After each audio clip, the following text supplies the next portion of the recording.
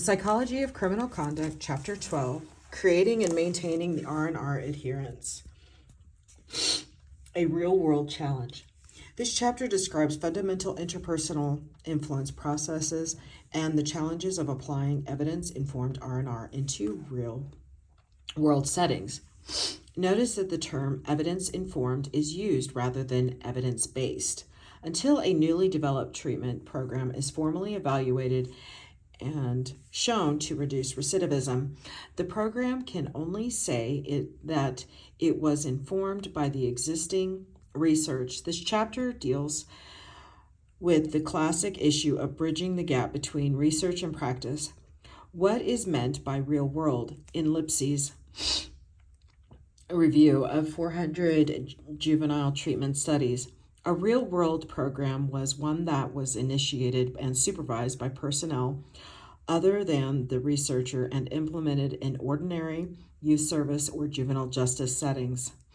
In the expanded treatment meta-analysis, real-world programs fell into two categories. One, mixed, evaluator involved or more than 100 cases, and two, real-world routine, more than 100 cases and evaluator not involved. In contrast to real-world programs are demonstration projects. Demonstrating projects have fewer than 100 cases, and the evaluator have responsibility for the design and delivery of the service. Table 12.1 summarizes the effectiveness of treatment as a function of demonstration, mixed, and real-world programming. Inspection of 12.1 reveals that R&R adherence was associated with recidivism reduction in the case of each of the three types of programs, with full adherence and R of 0.15 for real-world programs is modest compared to the comparable means effect reported for demonstration projects 0.34. Yet a mean effect of 0.15 looked very good compared to the increased crime associated with real-world programs that show no adherence to R&R, negative 0.02. Treatment can work in real-world conditions. This is a conclusion also made by others. Lipsy's 1999 analysis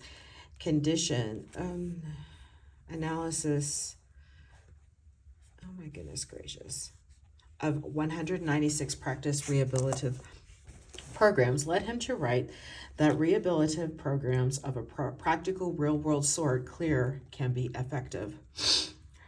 Petrosino and Soyden, 2005, reviewed 12 meta-analyses that explored the effects of program developer involvement in evaluations. 11 of the 12 meta-analyses reported a positive correlation between involvement and effect size.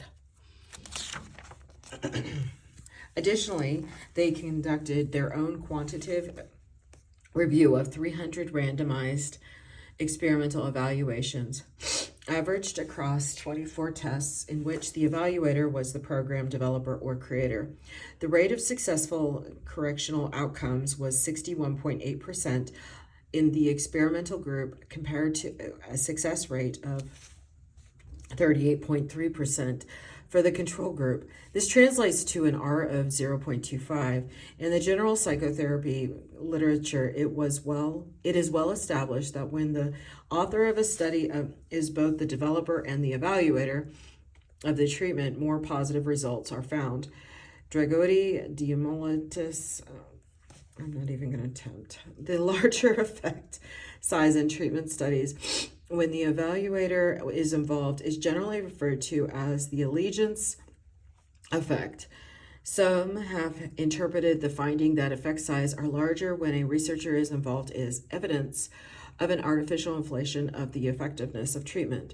Because many evaluator-involved studies are one-time demonstration studies with extensive training and supervision of staff, the demonstration projects do not accurately represent what is really out there. Programs may be efficacious in small-scale, tightly controlled demonstration projects, but less effective in routine, regular, or real-world programming.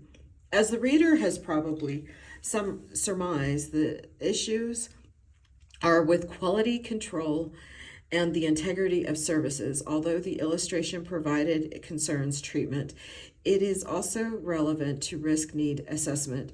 If staff are poorly trained and monitored in the administration of risk need instruments, then errors in classification and prediction increase. Evaluator involvement is important, but why?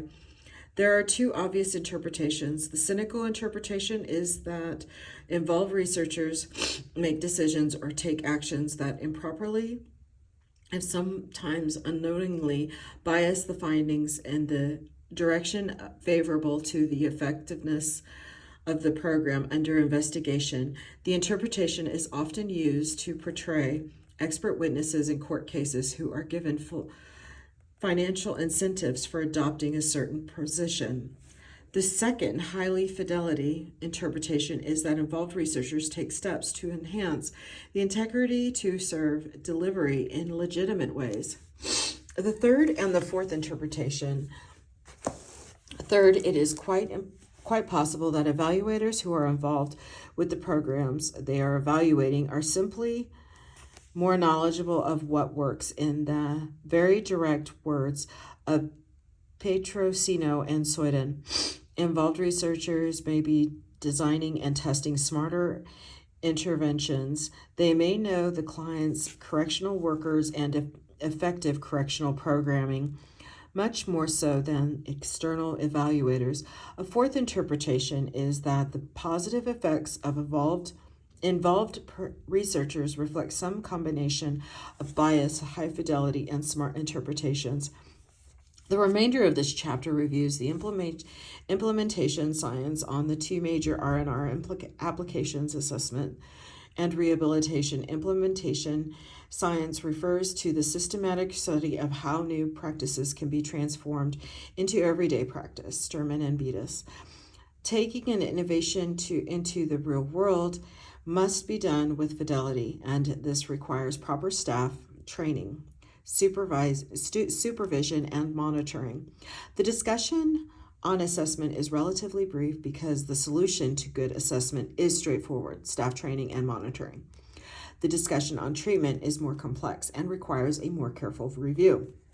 The fidelity and risk need assessment. There is good solid evidence for the predictive validity of many risk needs assessments instruments. However, even when we examine such well-validated instruments as the level of service LS instruments described in Chapter 10, there is considerable variability in the predictive validity of the LS across studies. Sometimes the validity estimates are in the 0.40s, and other times they are in the 0.20s or much lower. What explains this variation? There are many possible reasons for this state of affairs, and only 4 are present here. Resistance to accepting new but superior assessment models. Although actuarial risk needs assessments are almost the standard across prison and probation systems, clinical judgment and reliance on assessment of psychopathology remain relatively popular among individual practitioners. In a survey of 102 forensic specialists, 12.8% of the respondents reported using projective tests. Projective tests, sometimes or frequently, to assess non-sexual violence risk. Review of the literature found the MMPI used by approximately 2/3 of forensic psychologists in their evaluations. Turning to correction, Oleason and his colleagues surveyed 1,040 probation officers and found 48% of them ranked mental health as a top 3 criminogenic need. These findings suggest that some of the behavior of professionals is indeed difficult to change, and this resistance is justified by classification destruction techniques described in Resource Note 10.2. The allegiance effect. The allegiance effect was introduced. Did I skip a page? I did not. Okay. 2. The allegiance effect. The The allegiance effect was introduced at the beginning of this chapter, and it has been debated in the general psychology assessment literature as well as the correctional literature. Usually, the skeptical interpretation is taken. The high predictive validity of an instrument found by the evaluators is because of bias, since they are also the authors of the instrument. Of course, another interpretation is that the authors really care about the instrument and want to make sure it is administered correctly.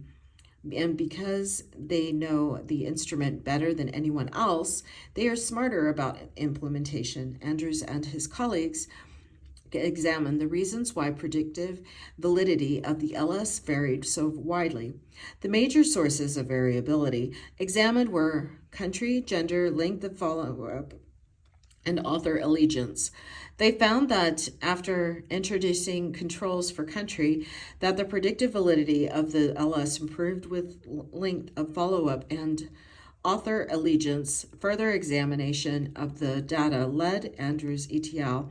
To conclude that author allegiance brings integrity to the administration of their own instruments by maximizing measurements precision.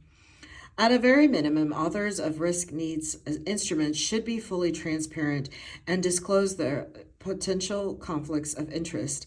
All journals require this, but one review of 25 studies, none of the authors did so. 3. Organizational intention to the integrity of assessment. Until recently, there have been few studies examining whether the assessment instruments are used as they were designed to be used. That is, do classification and probation officers use the information to improve adherence to R&R model? Although there are reports that officers who administer risk needs assessment tend to follow the risk and need principles better, e.g. Miller and Palmer 2020, this may be more the exception than the rule. In a review of 73 studies, Jody Villalone, Dana Cochrane, and Melissa Johnson 2018 found that adherence to the risk principles was described as moderate and the need principle was limited. These findings suggest that correctional agencies need to pay close attention of how assessments actually influence correctional responses. Staff buy-in and training are probably the two most important things an agency can do to maximize success with a new offender assessment instrument. For example, according to Haas and DeTardo-Bora 2009, when 128 parole officers, counselors, and case managers were surveyed about their views of the newly introduced LSIR classification system, only 32% thought that it was a good idea for the agency. Although most staff dutifully complete the risk need assessments, nearly 85% in one survey, those that do not will produce assessments with poor predictive accuracy.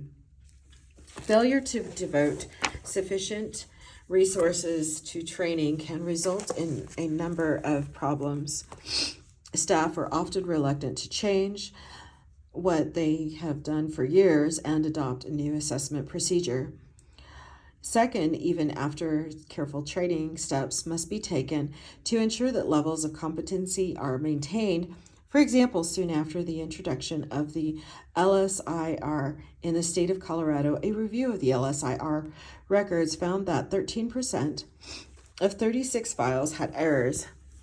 Many of the errors were simple additions mistakes, but others dealt with misunderstandings of how some of the items were to be scored. To the credit of Colorado's correctional system, the administration of risk needs assessment was monitored and steps taken to improve the assessment process. Many jurisdictions fail to monitor and correct such an important process. When staff are well trained and administer the assessments with integrity, the payoffs can be significant. For example, Long and Wormuth examined the assessment and case management practices for 192 young offenders in the Canadian province of Saskatchewan. First of all, they found that supervision levels and case management plans followed the risk and needs assessment. That is, higher risk cases were seen more frequently, and intervention plans followed most of the criminogenic needs identified.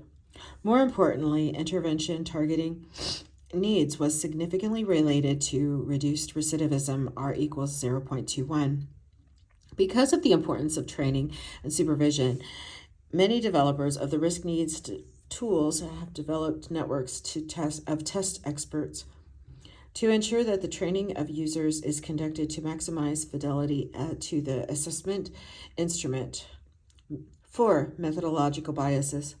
Evaluation of risk needs instruments are not without errors. Designing and implementing the perfect study is impossible, and for this reason, many journals use a peer review process to weed out studies that use poor methodologies, analysis, and interpretations of the results. A case in point is a large meta-analytic review by V. Holland and her colleagues. They reviewed 22 studies on the impact of using the risk needs instruments on 3 criminal justice outcomes: recidivism, pretrial detention, and post-conviction placements. Their preliminary analysis showed that the use of these assessment tools was associated with some positive outcomes. Example, less restricted placements. However, when Violo and et al. Applied a bias scale that measured, for example, how participants were selected and the inclusion of missing data, the positive effects disappeared. Using risk needs and other risk assessments in the real world has tremendous implications and offers many promises. Most obvious are that the results from the assessments can impact individual liberties, the achievement of satisfying and productive lives, and the safety of communities. As reviewed, the implementation of risk needs scales by correctional agencies is not without difficulties. However, researchers have become acutely aware of some of the barriers to quality implementation of risk needs assessment, and some have proposed a roadmap for research to address this area. Fidelity and correctional treatment. I'll go ahead and kind of pause or get real close to that. Hopefully you can see that. Sometimes it comes off pretty clear, sometimes it does not. So that's blurry on my end. There we go. There we go. So do you want to pause that? Okay. Hopefully you can see all that. Sorry about that. Fidelity and correctional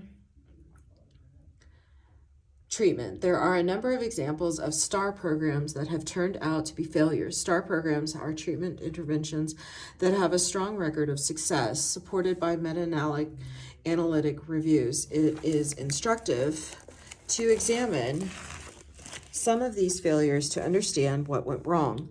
Some examples are shown in Table 12.2. In every case, the failure can be traced to a breakdown in the problem's adherence to R&R. The R&R model would ask a number of questions when faced with a treatment that should have succeeded but did not. What is the risk level of those receiving treatment and their criminogenic needs? Are their intensity of treatment and the intermediate targets of change matched to risk and criminogenic needs? Were their therapists, counselors trained and supervised with regard to relationship and structuring skills? All of these questions ask, to what extent is the treatment in adherence with the principles of the R&R? The brief case studies of program failure described in Table 12.2 strongly suggest that even programs that were designed with reference to what works are often not well implemented. If agencies are serious about crime prevention, then routine programming has to overcome a number of challenges. Some major barriers to R&R adherence. A major issue here is whether the empirically validated principles of R&R can be implemented in the real world with sufficient levels of adherence so that reduced reoffending is actually achieved. It may appear straightforward, but in fact, it requires major policy and organizational changes, and significant efforts on the part of managers and staff for adherence to be accomplished. Some of them are as follows. Staff roles. Many correctional agencies are viewed by the staff and managers as the administrators of punishment and officers of the court. With the addition of expectation of rehabilitation, the role of correctional agencies and agents changes dramatically. Now they are being asked to see themselves as human agencies, albeit in a justice context. This situation that may be unpalatable to staff or requires some convincing to balance the two roles. See figure 12.1. Community resources. Agencies that do have mental health counselors, one staff must bring their counseling staff to think in R&R terms. Yet many mental health counselors have never heard of the R&R and do not even think of reduced reoffending as valued objective, focusing instead on reducing anxiety, increasing self-esteem, and self-training. 3, self-training. Even if the setting buys into the R&R model, it may not know how to do it. Staff have to learn about R&R assessment and how to use specific instruments. They have to learn how to build a service plan consistent with R&R. They have to learn how to deliver that service. They may have to require the necessary relationship and structuring skills. They need feedback and reinforcement on how well they are doing so that their good work will continue to improve.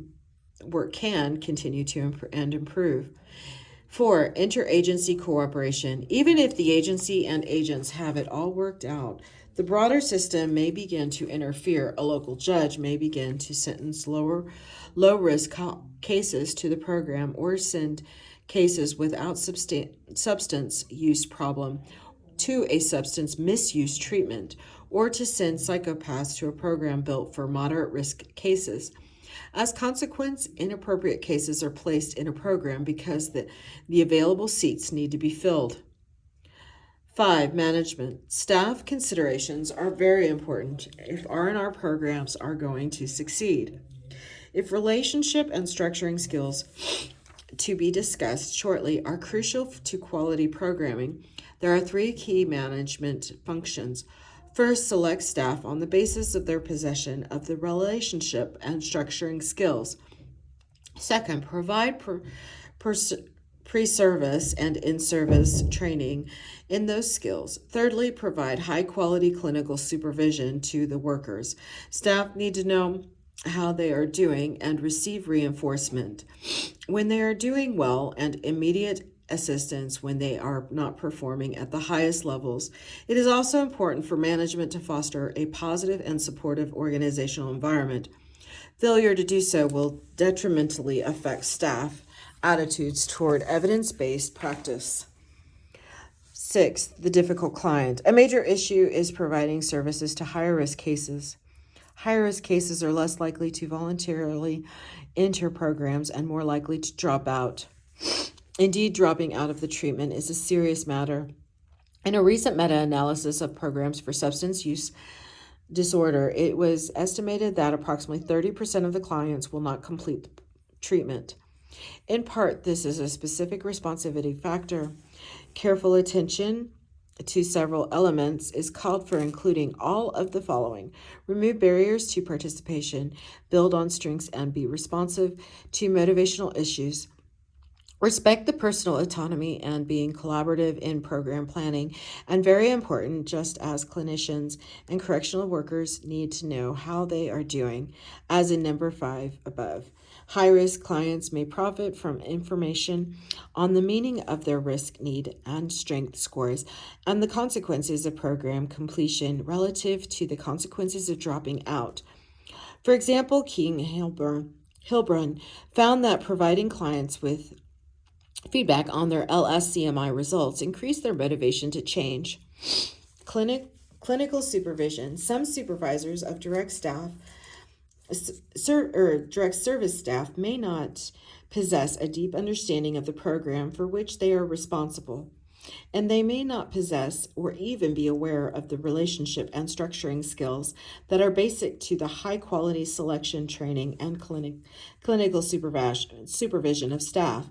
In brief, clinical supervision in front line staff is needed, something often lacking in many correctional agencies. 8. External and expected events. Sometimes something comes along and agencies and staff have to pivot in how they do things. The COVID-19 epidemic certainly had an enormous impact on corrections. On a general level, and not surprisingly, given the restriction of social movement, excuse me, there was a decrease in crime internationally. In order to control the spread of COVID-19 and maintain the safety of prisoners and staff, prisons transferred people into community, placing added burden onto probation and parole to supervise releases. Community supervision, which relied heavily on face-to-face interactions, now had to move to remote supervision. With it came a host of challenges. What to do with high-risk clients, how to recognize risk behavior. Example, you can't smell alcohol in the person's breath. How do you build a therapeutic relationship? The list goes on and on. Although there are clearly some problems with remote supervision, there are examples of probation and parole agencies and quite adept at responding to the challenges created by COVID-19. In a survey of over 1,000 probation and parole officers in the U.S., Schwab and Kotzel 2021 found that the number of contacts did not change compared to the pre-pandemic. The number of contacts simply shifted from face-to-face to virtual. In fact, with video conferencing, contacts increased, perhaps more importantly from the Perhaps more importantly, the perspective of this book, the content of discussions became more therapeutic.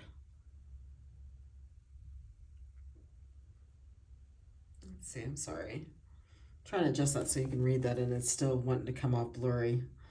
Okay, there we go. I'm sorry about that, guys. I'm trying to get it clear for you. Okay. Yeah, there we go. In their assessment of programs and agencies, is there a systematic, objective approach or objective way of examining the potential effectiveness of a program without going through the time and expense of a formal evaluation? Two approaches have been used to answer this question. The first is the accreditation of a program by experts in the area, Rex and Rayner, 2008. For example, a sexual offender treatment program may be reviewed by an expert panel that examines treatment manuals, interviews therapists, and perhaps even the clients. The experts then reach a consensus as to how well the program matches what the evidence says about treatment effectiveness, and accreditation process is similar to the structured clinical judgment approach in the assessment of the offender risk. A more structured actuarial approach is the use of the scorable checklists. A number of these assessment programs protocol have been developed. A good example, and one of the first to be developed, is the Correctional Program Assessment Inventory 2010. The CPAI 2010 includes a measure of adherence to the R&R model. The content is briefly reviewed in Table 12.3. The CPAI 2010 exercise is an important learning experience for agencies. It asks them to consider what their program is about and why they do what they do, and asks them to link intermediate objectives to ultimate effects on criminal behavior. The CPAI 2010 is completed by certified evaluators who, 1, interview staff members and clients, 2, review agency documents and case files, 3, complete observations of ongoing program activities and interactions, and 4, conduct systematic observation of staff relationship and structuring skills in their therapeutic interactions with clients.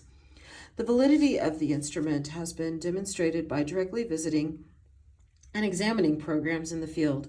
Christopher Lowenkemp, Edward Latisa, and Paula Smith, 2006, surveyed 38 community-based halfway house programs in Ohio with a shortened 62-item version of the CPAI 2010 recidivism rate. For the residents in the programs, more than 3,000 of them was compared to a group of matched parolees who did not participate in a residential programming. Figure 12.2 displays the reduction of recidivism by CPAI categories. 68% of the programs were in unsatisfactory range. Not one program scored in the highest category, very satisfactory. As shown, the higher of the CPAI category, the lower the recidivism rate. The correlation between CPAI score and new offense of the 0.35. Similar findings from youth facilities have also been reported. Here's the overview. Good, you can see it. Okay. If I can read it, I know you guys can read it. All right. The creation and development of these programs assessment tools offers a new way of examining and improving services to justice-involved persons. Some of these instruments are very brief. Example, the 4-item standardized program evaluation protocol. Howell and Lipsey, 2012. Here are some are a modified CPAI.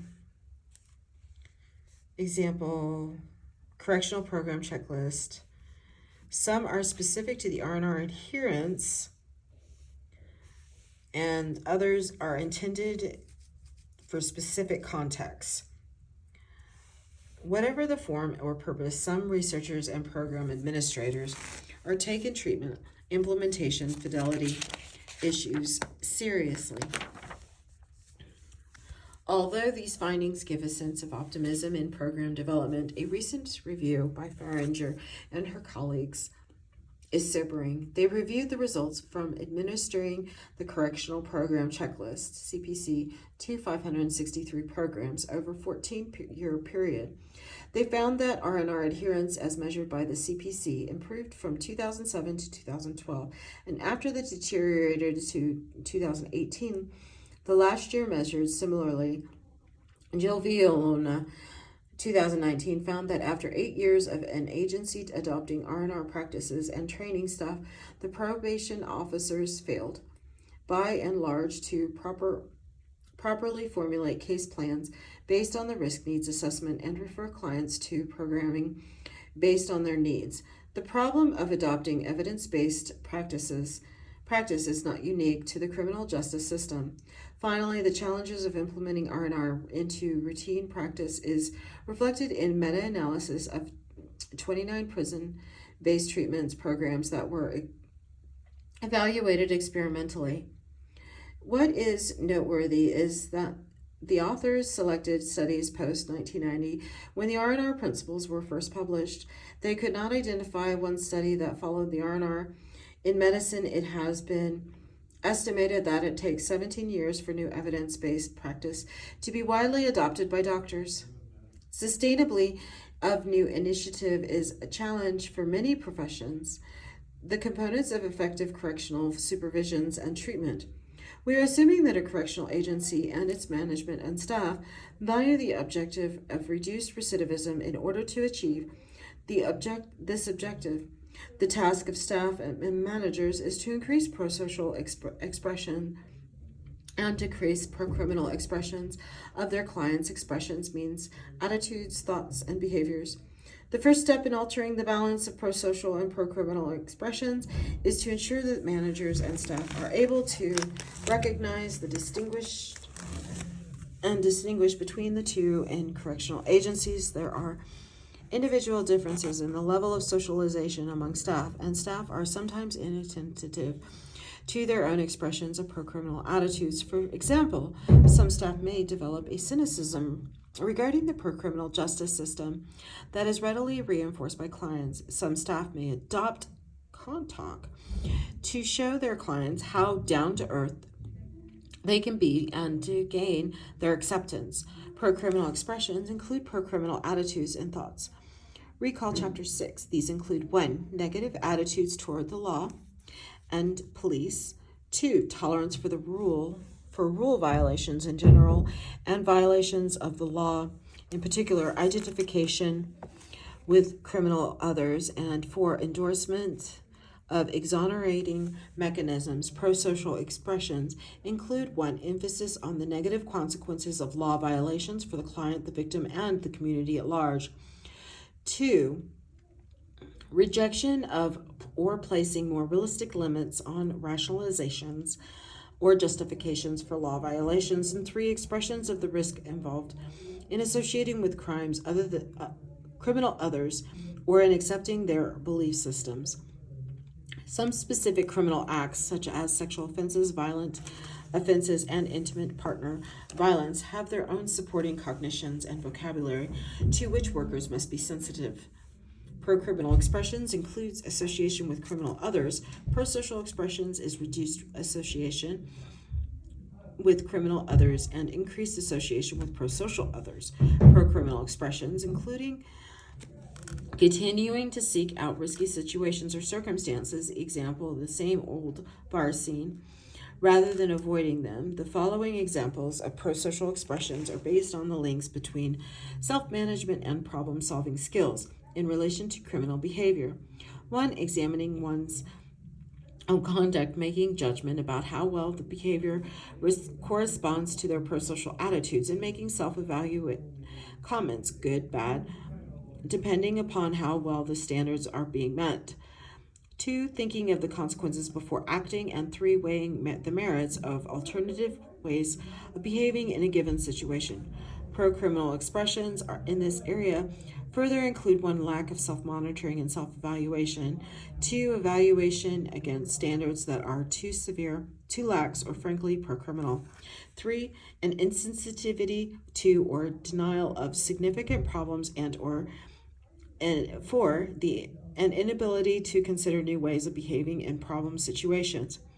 It is insufficient to describe the specifics of effective practice as adherence to the general responsivity principle of the R&R to simply say employee behavior and cognitive social learning procedures does not provide sufficient guidance to program planners and managers.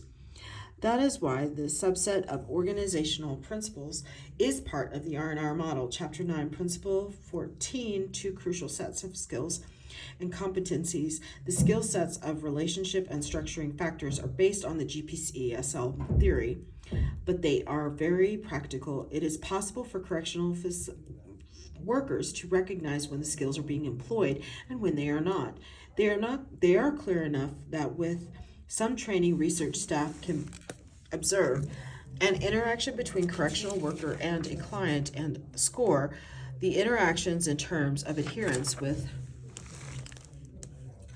the principles of GPCSL staff practices. The practices provide guidance for crucial managerial tasks of the selection of staff, the training of service delivery people, and ongoing clinical supervision of those responsible for the delivery of services. The portion of this chapter is not more data, but material intended to induce the look and feel of effective correctional counseling. The dimensions of effective correctional counseling. 1. Relationship. A major goal of the correctional counseling is to promote pro-social thinking and behaviors in the clients. Workers who are successful in achieving this goal: 1. Establish high-quality relationship with their clients, demonstrate pro-social modeling. 3. Reinforce the client's pro-social thoughts and behaviors. And 4. Disapprove the client's pro-criminal thoughts and behaviors while at the same time demonstrating alternatives. Before the correctional worker can apply effective structuring skills, examples serve as the pro-social model and a source of reinforcement. A positive relationship must be established. Here are the elements of a positive relationship. A high-quality interpersonal relationship creates a setting in which structuring skills can more easily take place. Important to such A relationship is an open, flexible, and enthusiastic style wherein people feel free to express their opinions, feelings, and experiences. Also needed are mutual liking, respect, and caring. The expression of disapproval is meaningful against a background of attentiveness, expressions of understanding, real, not phony, mutual enjoyment of recreational activities, pleasant discussion, use of humor, and frequent contact. Most workers in the criminal justice system are in a position of power and authority relative to the client. Ineffective use of authority relies on monitoring for compliance with the rules and initiating negative sanctions when violations are detected, i.e., an enforcement role. An effective and more helpful style of authority is a firm but fair approach that includes monitoring but also entails respectful guidance towards compliance, i.e., a helper role. Balancing the enforcement and helper roles is a challenge when working with justice-involved persons. But it is not insurmountable. Staff can meet the challenge by explaining to their clients that they have a professional obligation to their agency to address noncompliance and a responsibility to help their clients become more pro-social. Then they can also set goals collaboratively with their clients rather than impose goals. Through honest and mutually respectful discussions of roles and goals, relationship building is enhanced. 2. Structuring. Changing the balance between pro-criminal and pro-social expressions involves more than establishing a positive relationship with the client. If that was all that was needed, then non-directive, relationship-based counseling techniques or motivational interviewing would be sufficient. However, justice-involved persons need to learn new pro-social behaviors, and this depends upon the principles of learning discussed in Chapter 3. The key ingredients are as followed. The effective model. 1 is respected and liked, generally a source of rewards rather than only cost of neutral events.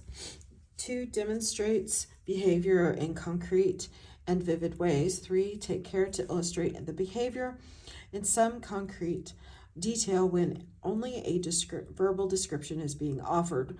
4 rewards himself/herself for exhibiting the behavior and makes specific reference to the rewards if only a verbal illustration is offered. 5 rewards the person for exhibiting the model behavior or some approximation of it. 6 makes evidence of the general similarities between himself/herself and the other person. Example, I had a similar problem at your age. 7 recognizes that the other person may have a good reason to fear or trust the modeled behavior and hence will model a coping as opposed to a master style. Staff, I was too afraid to approach the teacher about my grades, but scared as I went up and asked her about it versus I just walked up to her. And B, effective reinforcement. A high-quality relationship is a source of variety of interpersonal rewards. Sometimes simple eye contact and statements that show the person is listening will be sufficient.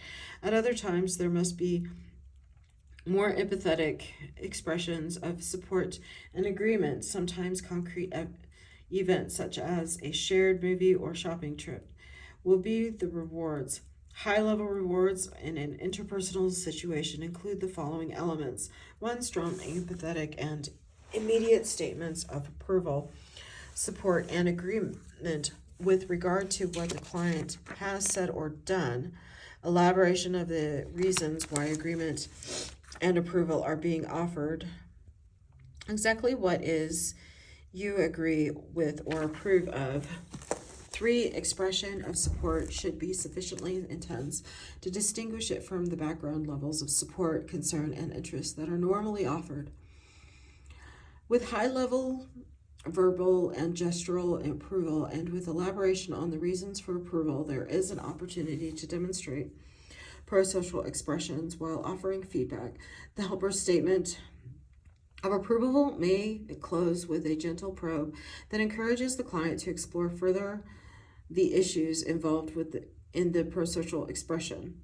See, effective disapproval. Just as high quality relationship sets the occasion for effective modeling and rewards, it also establishes the conditions necessary for effective disapproval within the context of an open and warm relationship. Disapproval may be delivered with far less or with less fear that the client will try to avoid or escape future contact with other staff member and less chance of an aggressive response by the client. Within such a relationship, a simple reduction in the normal levels of expressed interest and concern may function as a cost. Finally, we have the 4-to-1 rule. Give at least 4 positive, supportive statements for every punishing one. Imagine if this rule was in the opposite direction. Would it favor a positive relationship between the worker and the client? High-level disapproval in an interpersonal situation is characterized by 1, strong, empathetic, and immediate statements of disapproval with what the client has said or done, including the nonverbal, a frown, or even an increase in the physical distance between the worker and the client. 2, elaboration of the reason why you disagree or disapprove. 3, provide a prosocial alternative, i.e. simple disapproval may tell the client what not to do, but does not tell the client what to do. The levels of disapproval should be immediate, reduced, and approval introduced when the client begins to express or approximate prosocial behavior. From the point of view of most criminal justice involved persons, it would be silly to communicate a blind support of the justice system and all of its day-to-day operations, to accept the notion that there are no situations under which criminal activity is reasonable, or to state that criminal never pays. At the same time, staff who have direct contact with clients will be ineffective if they are explicitly unsupportive of the system, enamored with the positive aspects of criminal activity, or accepting of the rationalizations for law violations. The effective helper exposes the client of 2 prosocial alternatives, is able to distinguish between specific negative instances within the criminal justice system and its general ideals.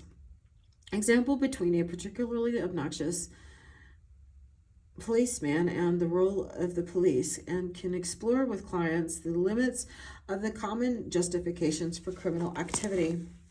D, cognitive restructuring. Modeling, reinforcement, and disapproval are essential to learn new behaviors. However, it is important that the client understands that there is a link between thinking and behavior. This is the essence of the cognitive behavioral approach to correctional counseling. See Resource Notes 12.1 for a more in-depth description of the approach. Once the client accepts the idea that what I think leads to what I do, then real progress can be made. Accepting the cognitive behavioral model of change has 2 important consequences. First, the responsibility and control of behavior resides in the client. No one but the client can control their thoughts. Others cannot control what you think and therefore how you behave. This is personal agency in action. So here is the resource note 12.1. Should you wish to pause. Here is the difference between cognitive behavior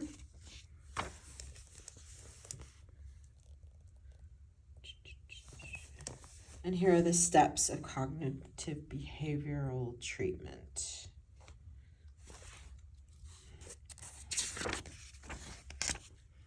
And then here is the application. Oops.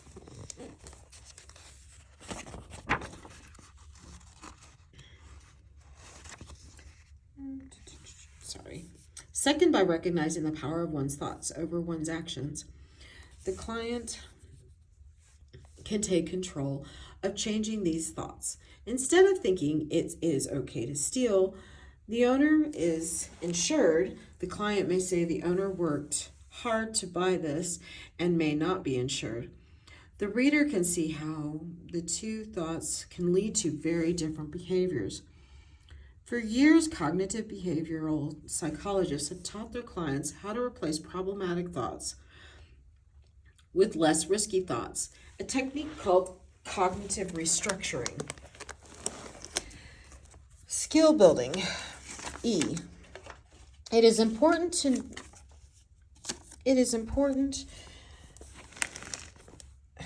I'm so sorry. The important skills to be taught include problem solving and other aspects of self-management, including cognitive restructuring. The elements of skill building are: 1, describe the components of the skill in detail; 2, model or demonstrate the skill components; 3, arrange for reinforced practice of the skill components through role-playing with corrective feedback, rewards and disapproval; 4, extend learning opportunities through homework assignment; and 5, generally provide opportunities to enhance the skill. Although the focus has been on the justice-involved person and the dimensions of influence applied to all behavior, GPCSL is based on a general perspective of the human behavior and specifies the personal and interpersonal mechanisms of learning.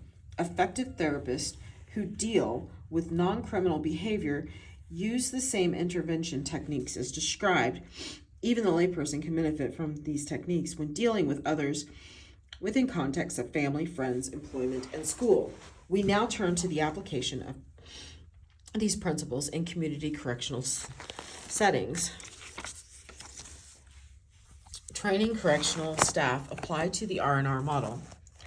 Recently, there have been a number of studies that examine the effectiveness of training staff to apply elements of the R&R model in their work with clients. The first such study was by Chris Trotter, 1996 in Australia. Trotter, 1996, provided a 5-day training workshop to 12 probation officers. The training focused on pro-social modeling and problem solving.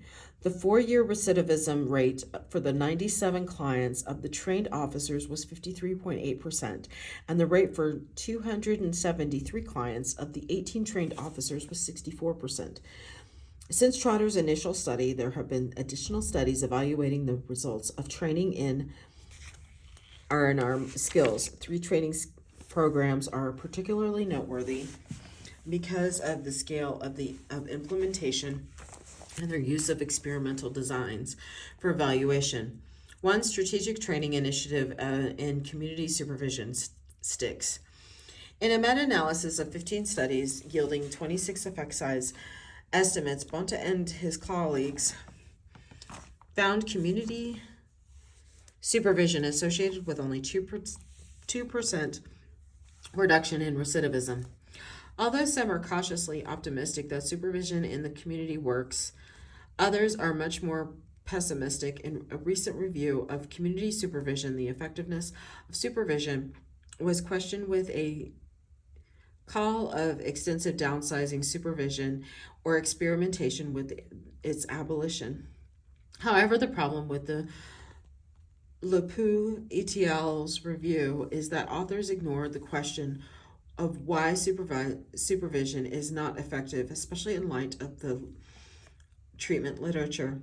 Returning to the Bonta et al. 2008 report, analysis of audio-recorded interviews between a sample of probation officers and their clients were also undertaken. The results showed that probation officers engaged in relatively few practices based on the R&R model. Examples spent too much time on low-risk cases, did not target criminogenic needs, sufficiently made inadequate use of cognitive behavioral techniques. Similar findings have been reported by other researchers. Without specific training, correctional officers do not maximize the potential benefits of R&R. The Bonta et al. 2008 findings set the stage for STICS projects. Work on the development of STICS by researchers at Public Safety Canada began in 2006 with the first study conducted between 2007 and 2010. The goal of the project was to deliver and evaluate the efficacy of training and intervention practices that are consistent with the R&R model. In designing STICS, the overall challenge was to translate the R&R model into specific concrete actions that would be useful for probation officers, train the officers in their application, and evaluate the training's impact on the behavior of the officers and the clients they supervise. Training issues. Whether it is a treatment program for the clients or a training program for probation officers, the issues are the same. The program must be guided by theory, be attentive to general principle, need responsivity, and be concerned about maintenance of skills. The first task was to convey the message about probation officers that the antisocial behavior of their clients is under control of the individual's cognitions and attitudes, with rewards and disapproval playing a role in the maintenance of behaviors. If probation officers accepted this GPCSL view, then they would be more amenable to the idea that clients can learn prosocial behavior through the same process that resulted in their criminal behavior. The importance of having probation officers buy in to a theoretical view has been underestimated in many studies. The psychotherapy literature has long recognized the importance of an explanation for the problems of the patient and how these problems can be overcome. Probation officers also need an explanation as to why they should change their behaviors and those of their clients and how they can do it. Therefore, the training program included didactic presentations of the research in support of the GPCSL, along with exercises to demonstrate the power of cognitive restructuring, prosocial modeling, reinforcement, and disapproval. Furthermore, probation officers were trained to teach their clients how cognitions control their behavior, how rewards and costs influence future behaviors, and what they can do about it. Figure 12.3 summarizes the modules of STICS training as highlighted in Figure 12.3. The training placed considerable emphasis on recognizing expressions of pro-criminal attitudes in the clients and how to use cognitive behavior techniques to replace these cognitions and attitudes with prosocial ones. Much of the first day of the 3 days of training was devoted to the issues just discussed. Adherence to the responsivity principles was supported through exercises and practices on establishing rapport with the clients, relationship dimension, and teaching techniques such as cognitive restructuring, prosocial modeling, the effective use of rewards and disapproval, and various rehearsal strategies. Here's the close-in. Okay. Structuring dimensions. Probation officers supervise gender-diverse clients and often have clients from many different cultures and backgrounds. Therefore, training attended not only to gender issues, but also to race culture, i.e. specific responsivity. The core of the STICS training and the most difficult task for the officers occurred on the second day, when the focus was on the cognitive behavioral model and the cognitive restructuring. It was a challenge for probation officers because they themselves had to learn the basics of the cognitive behavioral model, and because it required them to teach cognitive restructuring skills to their clients. See resource 12.2 for a description of the model, how it was taught. The emphasis was on making it concrete and understandable to the client. For example, pro-criminal thoughts were called tapes, and prosocial thoughts were called counters. It was also important to provide probation officers with a structure to their individual session, typically lasting about 25 minutes. Most probation departments have policies that are relatively silent on what the probation officer should do when meeting a client for supervision. The only exception is to ensure that the client is complying with the conditions of probation. Probation officers were asked to structure each and every individual session into 4 components. The first component was a brief check-in lasting no more than 5 minutes. The check-in involved spending time enhancing the working relationship with the client, checking for any new developments in the client's situation that may require immediate attention, and making sure that the probation conditions were being followed. The second component was a review of the last session, including the homework. See below. This review was designed to facilitate learning via discussions and or rehearsal of previous material and linking one supervision session to the next. The third component was to actually conduct an intervention. This could be teaching the cognitive behavioral model or doing a role play exercise about 15 minutes. Lastly, check in. Homework.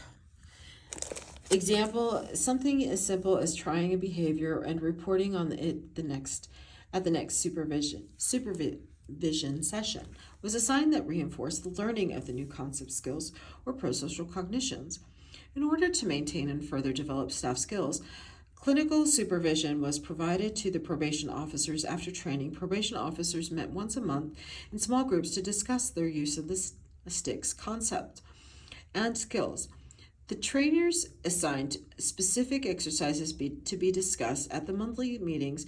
During the monthly meetings, the officers teleconferenced with the trainers and were given feedback on the exercises. In addition, approximately 1 year after the initial training, the probation officers attended a 1-day STICS refresher workshop facilitated by one of the trainers.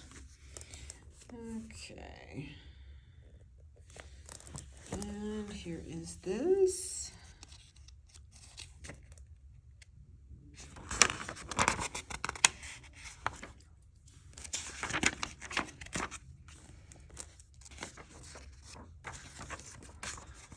Okay.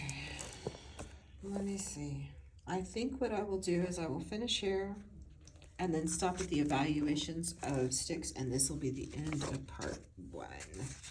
So it looks like we have quite a bit more to go. So here is this part, should you wish to resume, and then we will resume at the evaluations of the STICS. Thank you.